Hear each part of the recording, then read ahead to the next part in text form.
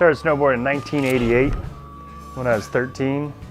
I grew up in Oregon and snowboarded a bunch in Oregon, but kind of when I became a professional snowboarder, like 20 years ago, that was kind of that was the moment that I left Oregon and working and shooting photos and stuff. I was always going somewhere else. And this year it just seemed like the fresh thing to do was to stay home, you know, and ride the terrain around my home.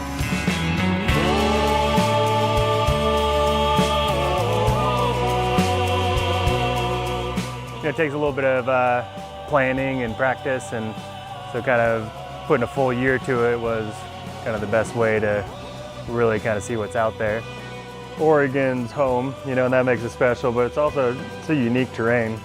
You know, just how the volcanoes are set up, and they're not too far off the ocean, so we get a lot of like humid weather coming in and a lot of wind, and just blasts up like one of a kind I've never seen anywhere in the world that forms up wind lips like this place does.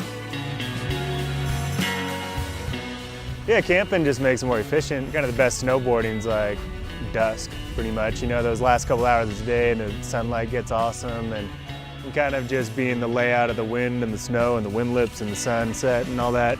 You know, it's kind of end of the day is a really awesome time to be snowboarding.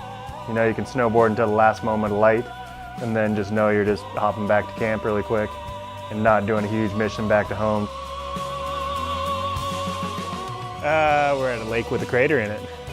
Super top secret, Oregon backcountry. We found wind lips and found sunny weather and some soft snow. Not blower pow, but I try to say these days I'm searching for untracked snow. You know, I don't need it to be like waist deep pow every time. You know, I like turning on different types of snow, and so we found good untracked snow. Wind lip, kind of wind affected, skate parky type stuff, and beautiful view. That's definitely a nice little thing to top it off.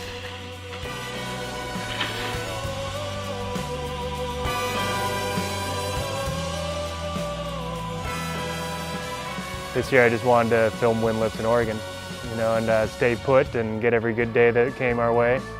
You know, maybe that goals came up too because I had a kid and it's nice being at home, not traveling too far. What are we doing, Lana? Putting sunscreen on. That's true. And then what are we gonna do? Go snowboarding. Snowboarding. My wife and I have been snowboarders forever, and that's what we do. You know, and so it's fun being able to bring her along and her being able to like it and love it and be into it. Yeah, that's how it works.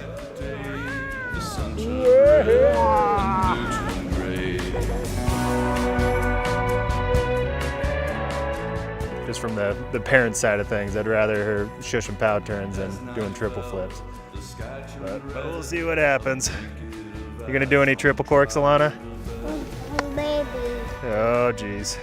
You know, I think snowboarding's set up so much where progression's like the only way to go.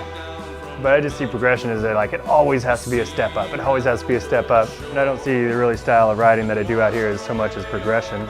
I kind of see snowboarding more as an art, you know, art form instead of sport. You know, and I think like if you're talking about art, you're not talking about always stepping it up. You know, it's like being creative and doing something new, but it's not like doing it faster or like doing the painting faster and stuff like that, you know.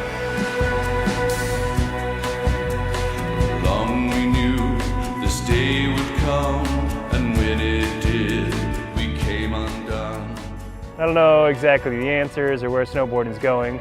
It's like a time in snowboarding when it's not like snowboarding's ruined, snowboarding's done. It's just there's so many parts of snowboarding that you can just pick something and that's your thing, and something else is not your thing.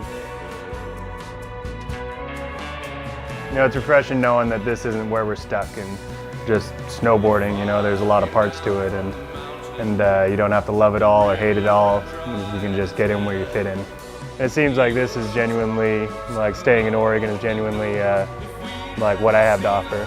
It's kind of my history is all from here and kind of the style of riding, and maybe it kind of explains like why I ride like I do is the mountains around here.